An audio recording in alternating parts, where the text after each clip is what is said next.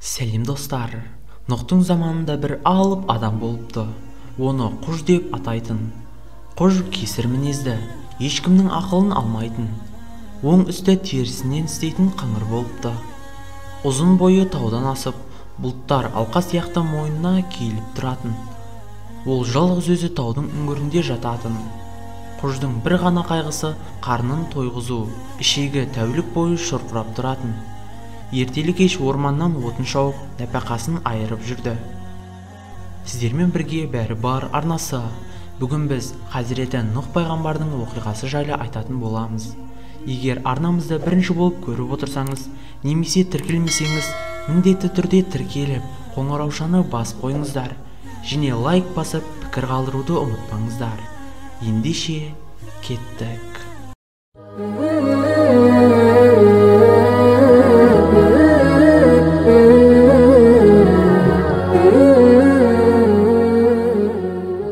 Бірден Нұх құжды шақырып, ағаштарды тасып беруін өтінді. Сонда құж: «Қарнымды тойғызсаң ағашты тасыйын. Осыған дейін майлы аш жеп, қарным жұбанған емес. Тойып тамақ ішу маған арман» деді. «Айтқаның болсын» деді пайғамбар. Құж ертесіне Нұхтың ағаштарын тасып берді. Жұмысы біткен соң Нұх оның алдына шелпек әкеліп қойды. «Өй, мынауың жұмырыма жұқ болмайды ғой» деп құж ашуланды. «Бісміллә деп же, сонда тоясың» деді пайғамбар. Құж бісміллә деп шелпектің жартысын жегенде тоқтығы білінді.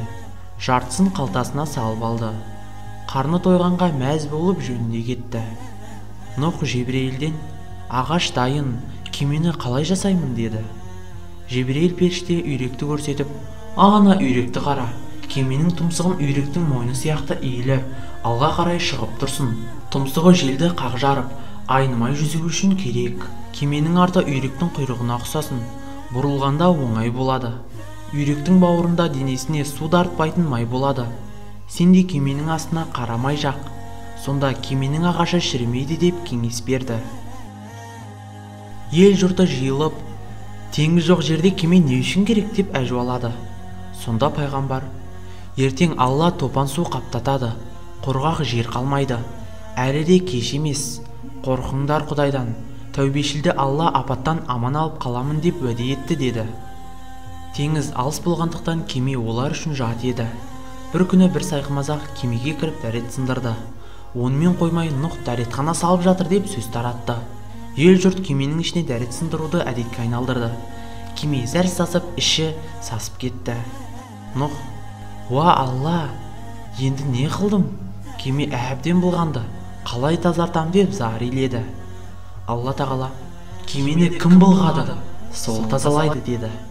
Ертесіне шаһар халқына Алланың әмірімен қотыр келді. Адамдар жаппай қышынып, қасына бастады. Тоқтаусыз қасынып, үсті бастары жосадай қан болды. Қотырға ем таппай дал болды. Баяғы сайқымазақ әдетінше кемеде дәріс сындырып отырғанда қотырын қасимін деп нәжісіне тайып жығылды. Сол сәттен бастап құшуы сап тыйылды. Қуанып кеткен ол елге жар салып: «Хоу халайық, кемеде шипа бар. Кім ішіне барып аунаса, қотырдан құлан таза айығады» деді. Өңкей кесел кемеге лап қойды. Кірген бойда нәжіске қарамай аунай бастады. Расында да бәрі жазылып, жандары жай тапты.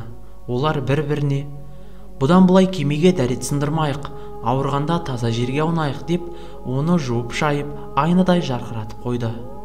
Нұх Алланың шеберлігіне риза болып, кеме дайын болған соң Нұх пайғамбар: «Я Алла, кемеге жетерліктей азықты қалай жинаймын» деп сұрады. Алла: «Құлым, қам жеме, ертең кемені азыққа толтырамын» деді.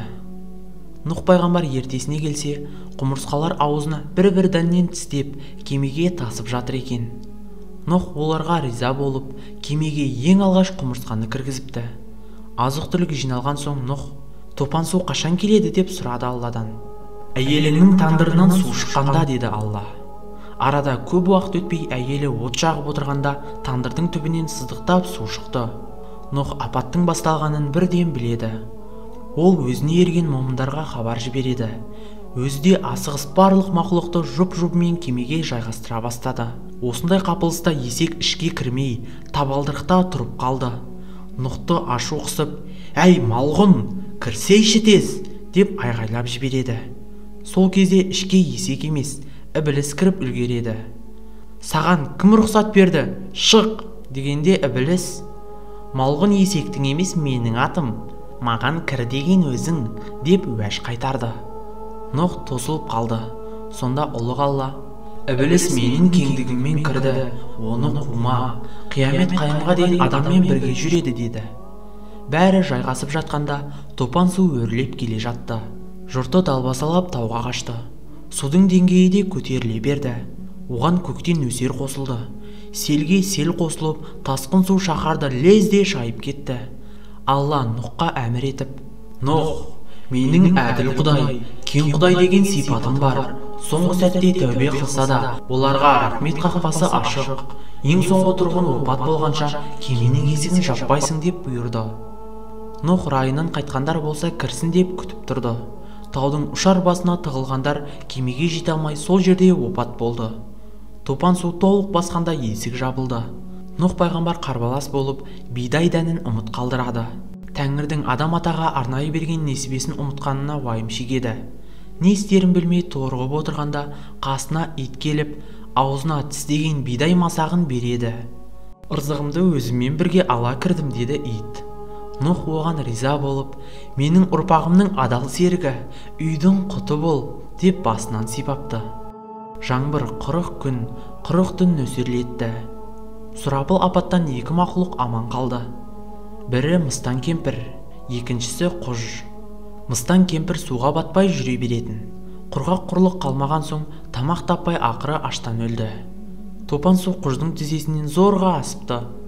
Ол қарны ашса судан балық сүзіп, оларды күнге қақтап жейтін. Құж құрғаққа шықпаған соң сираға шірей бастады. Балтыр еті жидіп, сүйегі көрінгенде жүруден қалып, құлауға айналды. Сол кезде Нұхтың кемесі алдынан шыға келді. Шайқалақтап әрең тұрған Құж тура кеменің үстіне құламақ болды. Құждың қыңыр мінезін жақсы білетін Нұх: «Біздің үстімізге құла, кемені басып қал!» деп айғайлайды. Құж қырсық ұстап кері қарай құлады. Кеме аман қалды. Құждың денесі шірігенде сирақ сүйегі Ніл дариясының үстіне көпір болып қалған екен. Нұх 6 ай жүзді. Су тартылып жаңбыр тоқтады. Пайғамбар кеме шалдыратын құрлық іздеді. Сонда әлемдегі асқар таулар Нұхтың кемесі маған тоқтайды деп таласты. Қазығұрт тауы ғана: «Кемеге тұрақ болуға лайық емеспін, тым аласамын. Асқар таулар тұрғанда Құдай мені қаламас» деп тәкаппарлық көрсетпей кішірейіп тұрды. Құдайға Қазығұрттың сынық мінезі ұнады. Қазығұрт күшік болған үшін ұлық Алла Нұхқа: «Кемені Қазығұртқа бұр» деп әмір берді. Топан су туралы ғалымдардың арасында екі түрлі пікір бар. Біріншісі топан су тұтастай жер бетін қаптаған десе, екінші топ топан су тек Нұхтың аймағын ғана басқан дейді. Қисынға салып қарасақ, екінші топтың айтқаны дұрыс сияқты. Өйткені су басқандағы мақсат кәпір елді жермен жексен ету емес пе еді? Құран тілі бойынша кеме Жуди тауына тоқтаған дейді. Ал Қазығұрт тауының басында кеме қалған туралы бекер айтылмаса керек. Кеме Қазығұрт тауына сау саламат жетіп, тіршілік сол мекеннен қайта тарады. Кемеден шыққан соң үлкен мейрам болды. Пайғамбар шүкіршілік етіп той жасады. Олар көктемнің алғашқы айында құрлыққа шыққан екен. Наурыз мейрамын тойлау содан бастап дәстүрге айналды. Нұх пайғамбар көп ұзамай шариғат заңымен мемлекет құрып, қой үстіне бозторғай жұмыртқалаған мамыражай заман басталды. Адамзат ғұмырының қайтадан жалғасуына арқау болған Нұх алейхиссалам екінші адам ата деп аталды. Нұх алейхиссалам ең үлкен 5 пайғамбардың бірі. Оның сабырлығы, өткірлігі, қайсарлығы исі мұсылманға ғажап өнеге болды. Расында 1000 жыл бойғы небір құқай мен қорлыққа шыдау үшін асқан төзімділік қажетті. Бұған қоса үнемі шүкіршіліктен таймады. Сондықтан да Алла тағала Құранда күдіксіз ол шүкір ететін құл еді дейді. Жер бетіндегі адамдар Нұх пайғамбар мен үмбетінен тарады. Оның ұрпағын жер бетінен тұрақты еттік дейді. Нақты мәліметтерге сенсек, Нұхтың 3 ұлы бар еді: Сам, Хам және Яфәс. Уақыты жеткенде Нұх пайғамбарда өмірден озды. Артына имандылық пен бейбіт өмірді қалдырды. Осымен бүгінгі бейнемізді аяқтаймыз. Видео ұнаған болса лайк басып, өз ойларыңызды пікір алаңға жазып қалдыруды ұмытпаңыздар. Ал басқа да топтар мен әлеуметтік желілерге поделиться батырмасын басу арқылы бейнені таратыңыздар. Келесі кездескенше, YouTube'тың қызығын бөліскенше достар.